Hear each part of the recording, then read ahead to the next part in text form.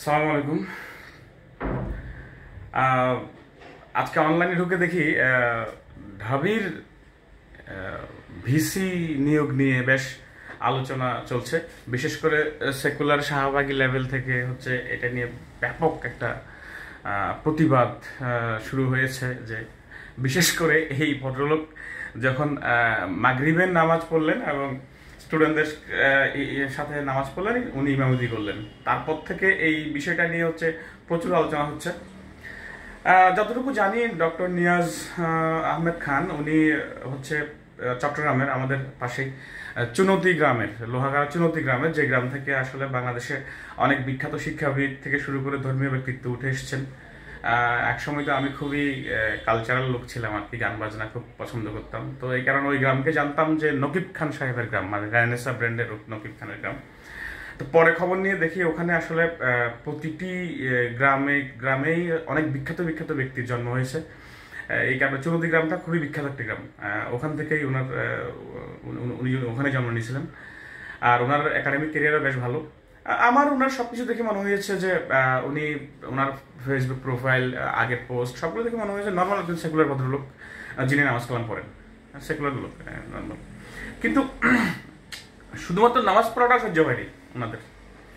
ওনাদের সহ্য হচ্ছে না যে একজন নামাজ পড়া দাঁড়িয়েওয়ালা লোক কেন হচ্ছে বিসি হবে ঢাকা ভার্সিটিতে, অথচ সংখ্যাগরিষ্ঠ মুসলিমের এই দেশে এটাই স্বাভাবিক, এরকমই হওয়ার কথা ছিল।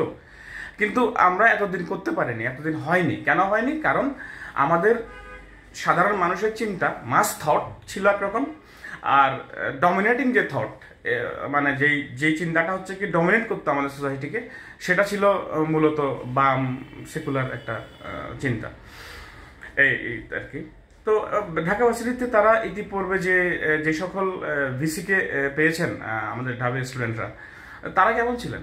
এই যে আরএফআই সাহেবকে যদি বলি, আমরা দেখেছি যে ওনার ওই যে সামিয়া রহমান টহমান, ওরা ওনার একেবারে কাঁধের উপর উঠে বসে ছবি তুলছেন, মানে কি বিশ্রী একটা অবস্থা ছিল। মানে ওনাদের কালচার, ওনাদের সবকিছু মিলিয়ে অদ্ভুত এক ধরনের ক্যারেক্টারগুলো হচ্ছে কি ঢাকা ভার্সিটির এর আগে ভিসি ছিলেন আর কি। একজনের নৈতিক অবস্থান কারো ভালো ছিল না। আর একাডেমিক ক্যারিয়ার তো বলবো যে এই নিয়াজ আহমেদ খান সাহেবের ধারে কাছে ছিল না কেউ। এরপরের চা চপ যে সিঙ্গারার যে কাহিনীটা, এটা তো দেখলেনি। ওনার কথা আর নতুন করে কি বলবো।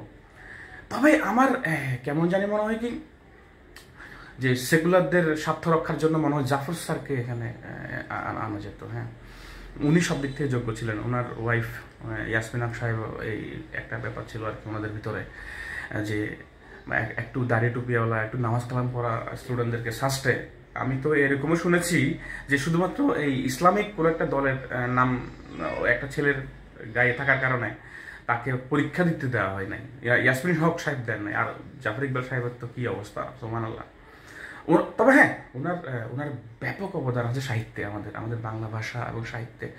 ওনার সায়েন্সের খুব একটা বেশি অবদান দেখি না। ওনার যে অবদানগুলো, এগুলো হচ্ছে কি অবিস্মরণীয়।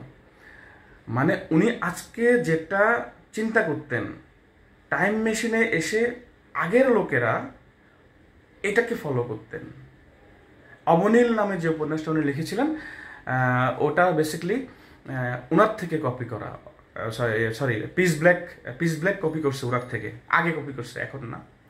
কিংবা বেবিস ডে আউট যে সিনেমাটা আমরা দেখি আর কি, ওটাও বেসিক্যালি হচ্ছে কি ওই যে মেকু কাহিনী থেকে, উনার মেকু কাহিনী থেকে ফলো করে করা আর কি। যদিও বেবিস ডে আউট আগে মুক্তি পেয়েছিল, উনার বইয়েরা বহুত আগে। তবে আমি বাংলা ভাষায় ওনার অবদান ভুলবো না, বা আমি অস্বীকার করতে পারবো না, কারণ ওনাকেই বেসিক্যালি ফলো করতেন ছন্দের জাদুকর, ছান্দসিক কবি সত্যেন্দ্রনাথ দত্ত। মানে যদিও সত্যেন্দ্রনাথ দত্ত ওনার চেয়ে আরো বহু দশক আগে লিখে গেছেন, কিন্তু তবু আমি বলবো জাফর স্যারকে আসলে অনুসরণ করা হয়েছিল আর কি। যেমন উনি বাংলা সাহিত্যকে নিরাপদ রাখার জন্য বিদেশি যে শব্দগুলো ছিল আর কি, এগুলো না ঢুকার জন্য আমাদের যে জব্বার সাহেবের মতো আর কি, মুস্তফা জব্বার সাহেবের মতো, দেখেন উনি একটা কি চমৎকার চমৎকার শব্দগুলো ইউজ করতেন, যে হর হর করে বমি করা, যে ব্যাপারটা মানে এই যে ছন্দ, মানে আমরা তো আসলে ব্রিটিশরা আসার পর থেকে আমরা সব ইংরেজ হয়ে গিয়েছিলাম। আমরা সবাই কি করতাম, আমরা হচ্ছে কি আমাদের শব্দগুলোর ভিতরে না ইংরেজি ঢুকে গিয়েছিল। যেমন আমরা বমি করতাম, বাংলাতে বলে যে ওয়াক ওয়াক করে বমি করেছিল, এটা যদি ইংলিশ থেকে আসে ভাই, এগুলো ফিরিঙ্গি শব্দ, এগুলো আসলে ইউজ করা যাবে না। হর হর একদম তরল, কত সরল তরল একেবারে এই যে শব্দগুলো। মানে সত্যেন্দ্রনাথ দত্ত আসলে এখান থেকে অনুপ্রাণিত হয়ে উনি হচ্ছে কি ওই যে কবিতা লিখছিলেন না যে ঝর্ণা ঝর্ণা সুন্দরী ঝর্ণা, তরলিত চন্দ্রিকা চন্দন বর্ণা, কিংবা গিরিধরী বিহারিণী হরিণী লাস্যে, চুমাচুমকির হারে চাঁদ ঘুরে রঙে। এই যে ছন্দগুলো না, এগুলো আসলে জাফর স্যার থেকে ফলো করা। হ্যাঁ, তো এই ধরনের লোকজনদেরকে হচ্ছে কি, আর উনি যে এই যে স্টুডেন্টদের সাথে নিয়ে, বিশেষ করে মেয়েদের সাথে হচ্ছে কি উনি এই নো এন্ট্রি, একটা বিখ্যাত হিন্দি সিনেমার গান নো এন্ট্রি গানের সাথে উনি যে নেচেছিলেন। হ্যাঁ, তারপর উনি মাঝে মাঝে যে রাগ করে যে বৃষ্টিতে ভিজতে ভিজতে বসে থাকেন রাগ করে একলা। হ্যাঁ, এই যে ওনার লাইফে যে ক্লাইম্যাক্সগুলো, এই যে ওনার যে অবদান এই বাংলা সাহিত্য, বাংলাদেশের কিংবা শাহবাগীদের মননে মগজে, তো ওনাদেরকে অ্যাকচুয়ালি দরকার ছিল এখানে এখানে এখানে হচ্ছে নামাজ পড়ে এরকম লোককে আনা ঠিক হয়নি আর কি। এটাই ওদের মূল আপত্তি, মানে শাহবাগীদের আর কি মূল আপত্তি হচ্ছে এই জায়গাতে। নয়তো আমি যোগ্যতার কোনো সমস্যা নাই, উনি যথেষ্ট কোয়ালিফাইড মানুষ।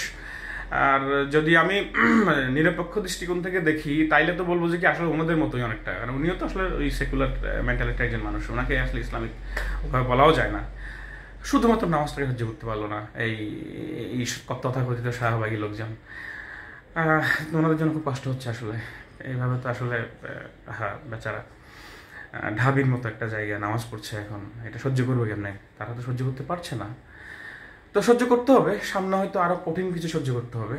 হয়তো যদি আসলে ইসলামিক যদি কেউ আসলে এসে বসে যায়, বা একসময় যদি এই রাষ্ট্র যখন হচ্ছে কি আসলে ইসলামিক পরিবর্তনটার দিকে যায়, তখন ওনারা সহ্য কিভাবে করবেন, ওনাদের ওনাদের কি হবে এটা জানি না। ঠিক আছে, আজকে এই পর্যন্তই। আসসালামু আলাইকুম।